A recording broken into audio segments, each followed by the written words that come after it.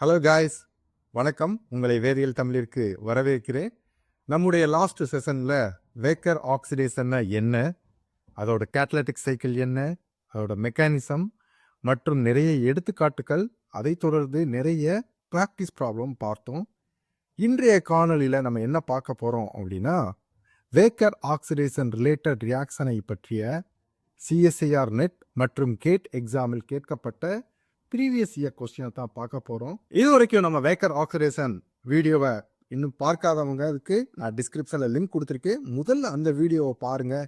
ஏன் அப்படின்னா இன்னைக்கு செஷனில் நம்ம முழுக்க சிஎஸ்ஐஆர் நெட் மற்றும் கேட் எக்ஸாமில் வேக்கர் ஆக்சிடேஷன் சார்ந்த கேள்விகளை மட்டும் நான் பார்க்க போகிறோம். இது வரைக்கும் நம்ம சேனலுக்கு சப்ஸ்கிரைப் பண்ணாதவங்க முதல்ல சப்ஸ்கிரைப் பண்ணுங்க. வாங்க இன்றைய காணொலிகளை போகலாம். இந்த கேள்வி சிஎஸ்ஐஆர் 2014ஆம் ஆண்டு கேட்கப்பட்ட கேள்வி. இந்த கேள்வியின்படி நமக்கு சைக்ளோஹெக்சனோன் முதல் படியில எல்டிஏ கூட வினைபுரியுது. அதை தொடர்ந்து அல்லைல் புரோமைடு கூட வினைபுரியறப்ப நமக்கு ஏங்கிற ஒரு ப்ராடக்டை கொடுக்குது. இந்த ஏங்கிற ப்ராடக்ட் அதற்கு அடுத்து வேக்கர் ஆக்சிடேஷன் கண்டிஷன்ல வினைபுரியறப்ப நமக்கு பிங்கிற ப்ராடக்ட் கொடுக்குது. இந்த பிங்கிற ப்ராடக்ட் சோடியம் ஈத்தாக்சைடு அதை தொடர்ந்து ஆசிட் ஹைட்ராலிசிஸ் நடக்கும்போது நமக்கு இந்த பைசைக்ளிக் ஈனோன் கொடுக்குது. சரி, வாங்க இந்த கேள்வியை நம்ம சால்வ் பண்ணலாம் சேர்ந்து. ஸோ முதல்ல நம்ம கேள்வி எழுதிக்கலாம். ஸோ முதல் படியில் என்ன நடக்குது, சைக்ளோஹெக்சனோன் எல்டிஏ கூட வினைபுரியுது. ஸோ நமக்கு எல்டிஏ பற்றி நம்ம சேனல்ல ஏற்கனவே விரிவாக பார்த்துருக்கோம். யாரும் பார்க்கல அப்படின்னா டிஸ்கிரிப்ஷன்ல லிங்க் கொடுக்குறேன், பாருங்க. எல்டிஏங்கிறது ஒரு நான் நியூக்ளியோஃபிலிக் ஸ்டெரிக்கலி ஹிண்டட் பேஸ். ஸோ இது பொதுவாக கார்பனில் கார்பன், அதாவது கார்பனில் கார்பனுக்கு அருகில் உள்ள கார்பன்ல இருந்து புரோட்டானை எடுக்கும், அதாவது மெத்திலின் கார்பன்ல இருந்து புரோட்டானை எடுக்கும். ஸோ நமக்கு இங்க 2 பொசிஷன் இருக்கு. இந்த 2 பொசிஷன்ல இருந்து எந்த இடத்துல இருந்து எடுத்தாலும் நமக்கு ஒரே ப்ராடக்ட் தான் கிடைக்கும். ஒரே இன்டர்மீடியேட் தான் கிடைக்கும். ஸோ அந்த அடிப்படையில் பார்க்குறப்ப நமக்கு முதல் படியில் என்ன கிடைக்கும், லித்தியம் ஈனோலேட் நமக்கு கிடைக்கும். இப்போ இந்த லித்தியம் ஈனோலேட் தான் நமக்கு அதற்கு அடுத்த படியில அல்லைல் புரோமைடு கூட வினைபுரிய போகுது. ஸோ இப்போ இங்க என்ன நடக்கும், இந்த எலக்ட்ரான் கார்பனை நோக்கி நகரும், இங்க இருக்கக்கூடிய எலக்ட்ரான் இந்த டபுள் பாண்டை தாக்கும். அப்படி தாக்குறப்ப இந்த டபுள் பாண்ட் ஷிஃப்ட் ஆகும் இங்க. இதை தொடர்ந்து இந்த புரோமின் அயானை வெளித்தள்ளி நமக்கு இங்க என்ன கிடைக்கும், இந்த அல்லைலேட்டட் சைக்ளோஹெக்சனோன் கிடைக்கும். இதுதான் நம்மளோட ப்ராடக்ட் ஏ. பர்டிகுலர்லி இது எந்த மெக்கானிசம் வழியில போகுது அப்படின்னு பார்த்தோம் அப்படின்னா SN2 பிரைம் மெக்கானிசம் வழியில இந்த வினை நடக்குது. அதற்கு அடுத்த படியில வேக்கர் ஆக்சிடேஷன் கண்டிஷன் பயன்படுத்தியிருக்காங்க. வேக்கர் ஆக்சிடேஷன் கண்டிஷன் பயன்படுத்துறப்ப நமக்கு என்ன நடக்கும், டெர்மினல் ஆல்கின் அதனுடன் தொடர்புடைய ஆல்பா மெத்தில் கீட்டோனை நமக்கு கொடுக்கும். ஸோ ஆல்பா மெத்தில் கீட்டோன் நமக்கு கிடைச்சிருச்சு. இதன் பிறகு என்ன நடந்திருக்கும், சோடியம் ஈத்தாக்சைடு கூட வினைபுரிஞ்சிருக்கும். இங்க சோடியம் ஈத்தாக்சைடு பேஸை ஆக்ட் பண்ணுது. இந்த பேஸ் என்ன பண்ணுது அப்படின்னா இங்க இருக்கக்கூடிய கார்பன்ல இருந்து ஒரு புரோட்டானை அப்ஸ்ட்ராக்ட் பண்ணுது. அப்ஸ்ட்ராக்ட் பண்ணி அதனுடன் தொடர்புடைய சோடியம் ஈனோலேட்டை கொடுக்குது. இப்போ இங்க என்ன நடந்திருக்கும் அப்படின்னா இந்த எலக்ட்ரான்கள், அதாவது ஓ நெகட்டிவ் சார்ஜ் இந்த கார்பனை நோக்கி நகருது. அப்படி நகர்றப்ப இங்க இருக்கக்கூடிய எலக்ட்ரான்கள் இங்க இருக்கக்கூடிய கார்பனில் கார்பனை தாக்கி இருக்கும். அப்ப இந்த இரட்டை பிணைப்பில் இருக்கக்கூடிய எலக்ட்ரான்கள் ஆக்சிஜனை நோக்கி நகர்ந்துச்சு அப்படின்னா நமக்கு என்ன கிடைக்கும், இந்த இன்டர்மீடியேட் கிடைக்கும். இதன் பிறகு என்ன நடந்திருக்கும், நமக்கு ஆசிட் ஹைட்ராலிசிஸ் நடந்திருக்கும். நம்ம ஆசிட் பயன்படுத்துறப்ப இங்க இருக்கக்கூடிய ஹைட்ராக்சி குரூப் புரோட்டனேஷன் நடந்திருக்கும். புரோட்டனேஷன் நடந்து இதன் பிறகு இங்க என்ன நடந்திருக்கும் அப்படின்னா உங்களுக்கு டீஹைட்ரேஷன் ரியாக்ஷன் நடந்திருக்கும். அப்படி நடக்கிறப்ப நமக்கு என்ன கிடைக்கும், இந்த பைசைக்ளிக் ஈனோன் ப்ராடக்ட் கிடைக்கும். இதுதான் நம்மளோட இந்த வினையில ஃபைனல் ப்ராடக்ட். ஸோ நம்ம இங்க என்னென்ன கண்டுபிடிச்சிருக்கோம், ஏங்கிறது அல்லைலேட்டட் சைக்ளோஹெக்சனோன், பிங்கிறது இந்த அல்லைல் ப்ராடக்ட் வேக்கர் ஆக்சிடேஷனுக்கு உட்பட்டு அதனுடன் தொடர்புடைய ஆல்பா மெத்தில் கீட்டோனை கொடுக்கிறது. சரி, வாங்க நம்ம கேள்விக்குள்ள போகலாம். ஸோ இது வரைக்கும் நம்ம விவாதிச்சதோட அடிப்படையில் பார்க்குறப்ப கீழே கொடுத்துருக்கக்கூடிய இந்த 4 விடைகள்ல சரியான விடை ஆப்ஷன் ஏ தான். சரி, அடுத்த கேள்விக்கு போகலாம். இந்த கேள்வியானது சிஎஸ்ஐஆர் 2015ஆம் ஆண்டு கேட்கப்பட்ட கேள்வி. நமக்கு ஒரு சப்ஸ்ட்ரேட் கொடுத்துருக்காங்க. இந்த சப்ஸ்ட்ரேட் முதல் படியில லித்தியம் இந்த பிரசன்ஸ் ஆஃப் அமோனியா, அதாவது லிக்விட் அமோனியா கூட வினைபுரியுது. இரண்டாவது படியில அல்லைல் புரோமைடு கூட வினைபுரியுது.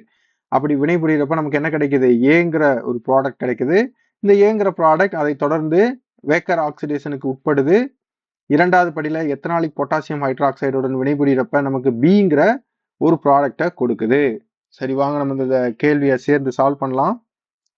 ஸோ முதல் படியில நம்மளோட சப்ஸ்ட்ரேட் வந்து லித்தியம் இந்த பிரசன்ஸ் ஆஃப் லிக்விட் அமோனியா கூட வினைபுரியுது.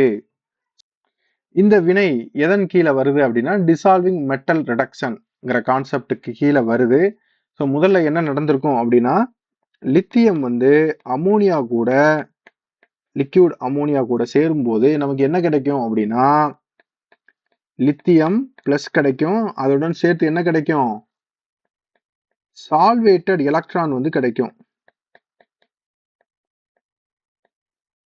இந்த சால்வேட்டட் எலக்ட்ரான்ஸ் இருக்குல்ல, இது வந்து ஒன் ஆஃப் த பவர்ஃபுல் ரிடக்டன். சரிங்களா? சால்வேட்டட் எலக்ட்ரான் இஸ் எ பவர்ஃபுல் ரிடக்டன். அப்ப என்ன பண்ணுது அப்படின்னா இந்த ரிடக்டன் இங்க இருக்கக்கூடிய டபுள் பாண்டை வந்து தாக்குது. ஸோ முதல்ல வந்து ஒரு எலக்ட்ரான் இங்க இருக்கக்கூடிய டபுள் பாண்டை வந்து தாக்குறப்ப இந்த பை பாண்ட்ல இருக்கக்கூடிய எலக்ட்ரான் இங்க ஷிஃப்ட் ஆகுது. இங்க கார்பனைல் டபுள் பாண்ட்ல இருக்கக்கூடிய எலக்ட்ரான் வந்து ஆக்சிஜனை நோக்கி நகருது. அப்படி நகரும் போது நமக்கு என்ன கிடைக்குது அப்படின்னா இந்த மாதிரி ஒரு லித்தியம் யூனிலைட் வந்து நமக்கு கிடைக்குது. ஸோ இங்க ஒரே ஒரு எலக்ட்ரான் தான் டிரான்ஸ்ஃபர் ஆயிருக்கு. அதனால நம்ம ஒரு எலக்ட்ரான் மட்டும் இங்க போட்டிருக்கோம். அதன் பிறகு இன்னொரு எலக்ட்ரான் டிரான்ஸ்ஃபர் நடக்குது. அப்படி நடக்கிறப்ப நமக்கு என்னவா மாறிடும்? கார்பேனையானா மாறிடும். ஸோ இந்த கார்பேனையானா மாறின பிறகு அமோனியாவில இருந்து ஒரு ஹைட்ரஜன் ஆட்டத்தை அது எடுத்துக்கிடும். அப்படி எடுத்துச்சு அப்படின்னா நமக்கு இந்த லித்தியம் ஈன்லைட் அயான் வந்து நமக்கு கிடைக்கும். இதன் பிறகு இங்க என்ன நடக்குது அப்படின்னா அல்லைல் புரோமைடு கூட வினைபுரிய போகுது. அதற்கு முன்னதாக நம்ம கேள்வியில கொடுத்துருக்கக்கூடிய பதில பார்த்தீங்க அப்படின்னா ஸ்டீரியோ கெமிஸ்ட்ரி இன்வால்வ் ஆகிருக்க மாதிரி காமிச்சிருக்காங்க. ஆனா நம்ம இங்க எந்தவித கைரல் கேட்டலிஸ்ட் எதுவுமே நம்ம பயன்படுத்தல. அப்படிங்கிறப்ப நமக்கு ரெசிமிக் ப்ராடக்ட் தான் நமக்கு உருவாகும். அதன் காரணமாக நம்ம இங்க என்ன பண்ணிக்கலாம் அப்படின்னா நம்ம இமேஜின் பண்ணிக்கலாம். இங்க இருக்கக்கூடிய மெத்தில் குரூப் வந்து நமக்கு டாப் ஃபேஸ்ல இருக்கிற மாதிரி நம்ம இமேஜின் பண்ணிக்கலாம். அப்படி இமேஜின் பண்ணோம்னா நமக்கு இந்த ஸ்ட்ரக்சர் வந்து கிடைக்கும். இதன் பிறகு இங்க என்ன நடக்கும் அப்படின்னா அல்லைல் புரோமைடு கூட இந்த லித்தியம் ஈன்லைட் அயான் வந்து வினைபுரியும். ஸோ இப்போ பார்த்தீங்க அப்படின்னா டாப் ஃபேஸ்ல மெத்தில் குரூப் இருக்கு. அப்போ பாட்டம் ஃபேஸ் வந்து ஃப்ரீயா இருக்கும். அப்படிங்கிற காரணத்தினால இந்த எலக்ட்ரான் இங்க மூவ் ஆகுது கார்பனை நோக்கி. இந்த எலக்ட்ரான் இங்க இருக்கக்கூடிய டபுள் பாண்டை தாக்குது. அதாவது அல்லைல் புரோமைல இருக்கக்கூடிய டபுள் பாண்டை தாக்குது. இப்போ இந்த எலக்ட்ரான் இங்க ஷிஃப்ட் ஆகுது. இது பிஆர் மைனஸை வெளித்தள்ளுது. இந்த மெக்கானிசம் எதன் வழியில நடந்திருக்கும்? SN2 பிரைம் வழியில நடந்திருக்கும். நடந்துச்சு அப்படின்னா நமக்கு இந்த ப்ராடக்ட் வந்து கிடைக்கும். இதுதான் நம்மளோட ப்ராடக்ட் ஏ. இங்க பார்த்தீங்க அப்படின்னா ஸ்டீரியோ கெமிஸ்ட்ரி பாருங்க. மெத்தில் வந்து மேல் புறமா இருக்கனால இந்த அல்லைல் புரோமைட இந்த ஈன்லைட் அயான் தாக்குதல் வந்து எங்க நடந்திருக்கு? பாட்டம் ஃபேஸ் வழியில நடந்திருக்கு. இங்க நீங்க குறிப்பா கவனிக்க வேண்டியது இந்த ஸ்டீரியோ கெமிஸ்ட்ரி வந்து ஒரு relative stereo chemistry, absolute stereo chemistry கிடையாது. ஸோ இப்போ நம்ம ப்ராடக்ட் ஏவை கண்டுபிடிச்சிட்டோம். இந்த ப்ராடக்ட் ஏ தான் அதற்கு அடுத்த படியில வேக்கர் ஆக்சிடேஷன் கண்டிஷனுக்கு உட்படுது. ஸோ வேக்கர் ஆக்சிடேஷன் கண்டிஷனுக்கு உட்பட்டுச்சுன்னா டெர்மினல் ஆல்கீன் என்னவா மாறிடும்? ஆல்பா மெத்தில் கீட்டோனாக மாற்றம் பெறும். இதன் பிறகு இங்க என்ன நடக்குது? எத்தனாலிக் பொட்டாசியம் ஹைட்ராக்சைடோட வினைபுரியுது. ஸோ எத்தனாலிக் பொட்டாசியம் ஹைட்ராக்சைடு இங்க வந்து பேஸா ஆக்ட் பண்ணுது. இந்த பேஸ் வந்து என்ன பண்ணுது அப்படின்னா இங்க இருக்கக்கூடிய கார்பன்ல இருந்து ஒரு புரோட்டானை எடுத்து அது வந்து பொட்டாசியம் ஈன்லைட் அயானை வந்து நமக்கு கொடுக்குது. இப்ப நமக்கு பொட்டாசியம் ஈன்லைட் அயான் கிடைச்சிருச்சு. இப்ப இங்க இருக்கக்கூடிய நெகட்டிவ் சார்ஜ் வந்து இந்த கார்பனை நோக்கி நகருது. நகரும் போது இந்த எலக்ட்ரான்கள் இங்க இருக்கக்கூடிய கார்பனைல் கார்பனை தாக்கும். அப்படி தாக்குறப்ப இந்த கார்பனுக்கும் ஆக்சிஜனுக்கும் இடையில இருக்கக்கூடிய எலக்ட்ரான்கள், அதாவது இரட்டை பிணைப்புல இருக்கக்கூடிய எலக்ட்ரான்கள் ஆக்சிஜனை நோக்கி நகரும். அப்படி நகர்ந்துச்சு அப்படின்னா நமக்கு இந்த மாதிரி ஒரு இன்டர்மீடியேட் வந்து நமக்கு கிடைக்கும்.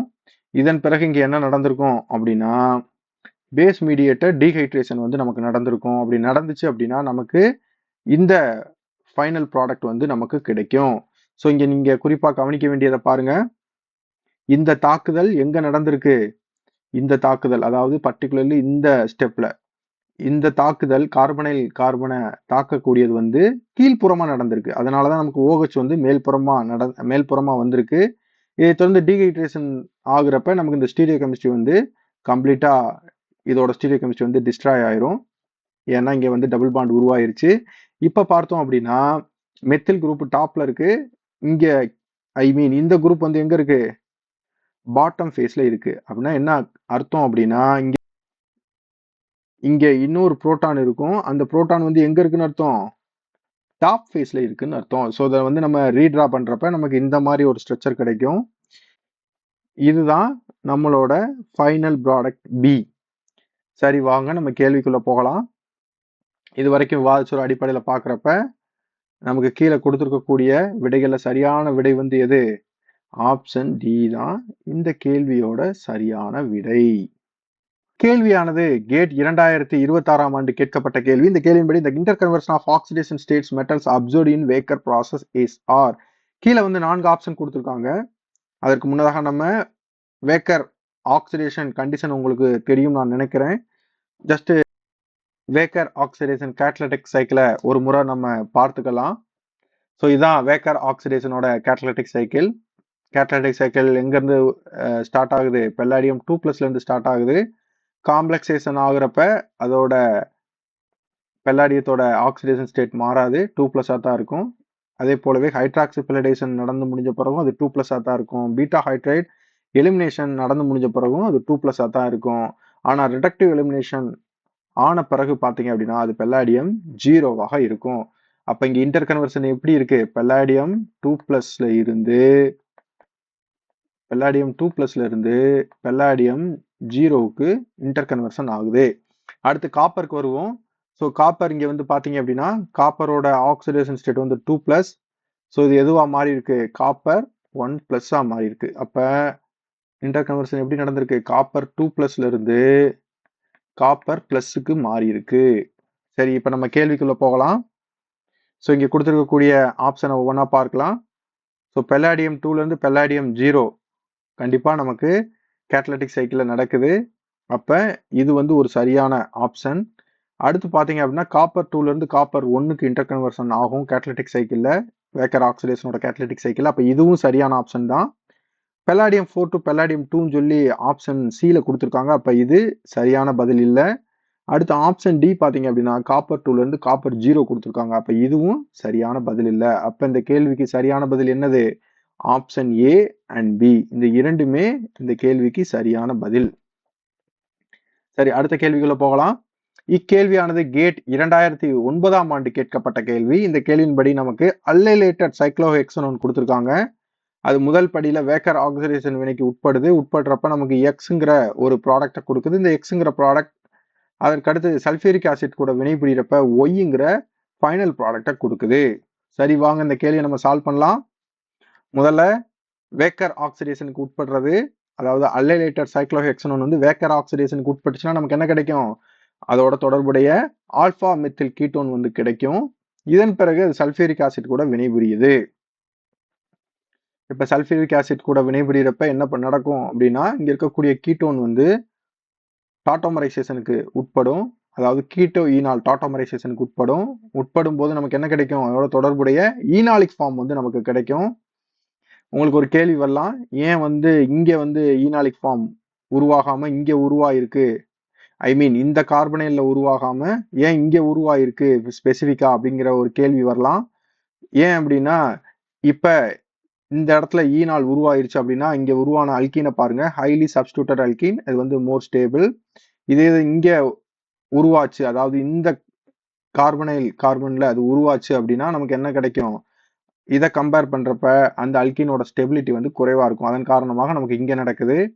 இப்ப ஆசிட் மீடியம் அப்படிங்கறதுனால இங்க இருக்கக்கூடிய கார்பனைல் ஆக்சிஜன் வந்து புரோட்டான் ஏற்றம் வந்து நடக்கும்.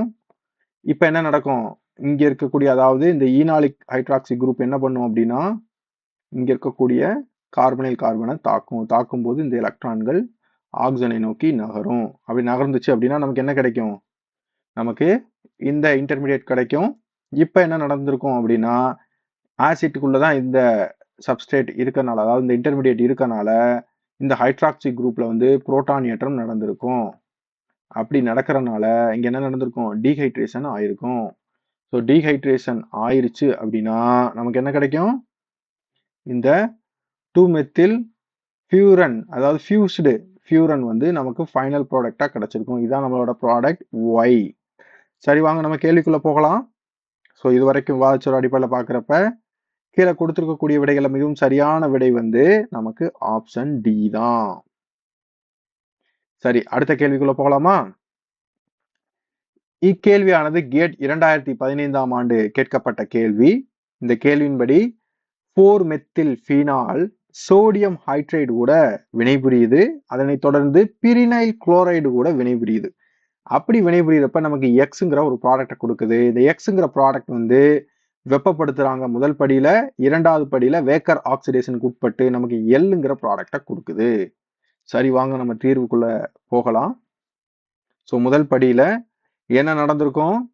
இது வந்து ஒரு ஃபீனால், சரிங்களா? சோடியம் ஹைட்ரைட் போடுறப்ப இங்க இருந்து ஹைட்ரஜன் ஆட்டத்தை அதை எடுத்து நமக்கு என்ன கிடைச்சிருக்கும்? அதோட தொடர்புடைய ஃபீனாக்சைடு அயனி வந்து நமக்கு கிடைச்சிருக்கும். ஸோ இந்த ஃபீனாக்சைடு அயனி வந்து என்ன பண்ணியிருக்கும் அப்படின்னா, என்ன வந்திருக்கும் அப்படின்னா நமக்கு ஃபீனாக்சைடு அயனி. இந்த ஃபீனாக்சைடு அயனி வந்து அதன் பிறகு பிரினைல் குளோரைடு கூட வினைபுரியும். இந்த O நெகட்டிவ் சார்ஜ் வந்து இந்த கார்பனை தாக்கி குளோரின் ஆட்டத்தை வெளித்தள்ளி நமக்கு என்ன கிடைச்சிருக்கும்? இந்த பிரினைலேட்டட் ஃபீனால் வந்து நமக்கு கிடைச்சிருக்கும். அதாவது ஒரு ஈத்தர் வந்து நமக்கு கிடைச்சிருக்கும். ஸோ இந்த வினை எதன் வழியில் நடக்குது? SN2 வழியில நடக்குது. உங்களுக்கு ஒரு கேள்வி வரலாம். இதற்கு முந்தைய ஸ்லைடுகள்ல நம்ம பார்த்தோம். இந்த மாதிரி அட்டாக் வந்து SN2 பிரைம் வழியில நடக்குது அப்படின்னு சொல்லி பார்த்தோம். ஆனா இந்த வினை வந்து SN2 வழியில தான் நடக்குது. என்ன காரணம் அப்படின்னா, இந்த இடம் பார்த்தீங்க அப்படின்னா ஸ்டெரிக்கலி ஹிண்டட் பொசிஷனா இருக்கனால நமக்கு இந்த அட்டாக், அதாவது இங்க இருக்கக்கூடிய இந்த கார்பனை அட்டாக் பண்றதுதான் ரொம்ப சிம்பிளா இருக்கும். அதன் காரணமாக நமக்கு இந்த வினை எதன் வழியில நடக்குது? SN2 வினை வழிமுறைப்படி நடந்து நமக்கு இந்த ஈத்தர் ப்ராடக்ட் வந்து கிடைக்குது. இதுதான் நம்மளோட ப்ராடக்ட் K. இதன் பிறகு என்ன நடக்குது அப்படின்னா, வெப்பப்படுத்துறாங்க. ஸோ வெப்பப்படுத்துறப்ப இங்க என்ன வினை நடக்கும் அப்படின்னா, கிளைசியன் ரீஅரேஞ்ச்மெண்ட் வந்து நடந்திருக்கு. சரி, எப்படி நடந்திருக்கும்? இங்க ஆக்சிஜன்ல இருக்கக்கூடிய லோன் பேர் ஆஃப் எலக்ட்ரான்கள் இந்த இடத்தை நோக்கி நகரும் போது இங்க இருக்கக்கூடிய, அதாவது ரிங்குக்குள்ள இருக்கக்கூடிய பை எலக்ட்ரான் வந்து இந்த கார்பனை தாக்குறப்ப இந்த எலக்ட்ரான்கள் இங்க ஷிஃப்ட் ஆகுது. இப்ப இந்த ஆக்சிஜன்ல இருந்து தான் லோன் பேர் ஆஃப் எலக்ட்ரான் போயிருக்கா. அப்ப இங்க இருக்கக்கூடிய கார்பனுக்கும் ஆக்சிஜனுக்கும் பிணைப்பு இருக்கக்கூடிய எலக்ட்ரான்கள் ஆக்சிஜனை நோக்கி நகருது. அப்படி நகரும் பொழுது நமக்கு ரீஅரேஞ்ச் ஆன ஒரு இன்டர்மீடியேட் வந்து கிடைக்கும். இதை தொடர்ந்து இங்க என்ன நடந்திருக்கும்? குயிக்கா ரீஅரோமடைசேஷன் நடந்து நமக்கு இந்த இன்டர்மீடியேட் வந்து நமக்கு உருவாயிருக்கும். இப்ப இந்த இன்டர்மீடியேட் அதற்கடுத்து வேக்கர் ஆக்சிடேஷன் கண்டிஷனுக்கு உட்படுது. வேக்கர் ஆக்சிடேஷன் கண்டிஷன் படி இந்த டெர்மினல் அல்கீன் ஆக்சிடைஸ் ஆச்சு அப்படின்னா அதோட தொடர்புடைய ஆல்பா மெத்தில் கீட்டோன் வந்து நமக்கு கிடைக்கும். இதுதான் நம்மளோட ப்ராடக்ட் L. சரி, வாங்க நம்ம கேள்விக்குள்ள போகலாம். இது வரைக்கும் விவாதிச்சோட அடிப்படையில பாக்குறப்ப கீழே கொடுத்திருக்கக்கூடிய விடைகளை மிகவும் சரியான விடை வந்து எது? ஆப்ஷன் பி தான். இன்றைய காணொளியில நம்ம வேக்கர் ஆக்சிடேஷன் சார்ந்த 5 ப்ராப்ளம் வந்து பார்த்துருக்கோம். 2 வந்து சிஎஸ்சிஆர் நெட் எக்ஸாம்ல கேட்கப்பட்டது, 3 வந்து கேட் எக்ஸாம்ல கேட்கப்பட்ட கேள்வி. இந்த கேள்விகள்ல இருந்து என்ன தெரிய வருது அப்படின்னா, வேக்கர் ஆக்சிடேஷன் சார்ந்த ப்ராப்ளம்ல மேக்சிமம் என்ன சம்பந்தப்பட்ட கேள்வி கேட்குறாங்க அப்படின்னா, ரீஜியோ செலக்டிவிட்டி சம்பந்தப்பட்ட கேள்வி தான் கேட்குறாங்க. Either anti Markovnikov of addition product கிடைக்குதா அல்லது மார்கோனிக் ஆஃப் அடிஷன் ப்ராடக்ட் கிடைக்குதா அப்படிங்கிற கேள்வி. அது மட்டும் இல்லாமல் அதை தொடர்ந்து சில கன்வென்ஷனல் டிரான்ஸ்ஃபர்மேஷன் சேர்ந்த கேள்விகள் தான் நமக்கு இந்த வேக்கர் ஆக்சிடேஷன் சார்ந்த ப்ராப்ளங்களை கேட்குறாங்க. உங்களுக்கு இந்த ப்ராப்ளம் சால்விங் செஷன் பிடிச்சிருந்துச்சுன்னா லைக் பண்ணுங்க, ஷேர் பண்ணுங்க, கமெண்ட் பண்ணுங்க. இது போன்ற காணொளிகள் அடிக்கடி பார்க்கணும் அப்படின்னா வேதியியல் தமிழுக்கு சப்ஸ்கிரைப் பண்ணுங்க. மீண்டும் இன்னொரு காணொளி சந்திக்கும் வரை நன்றி நண்பர்களே.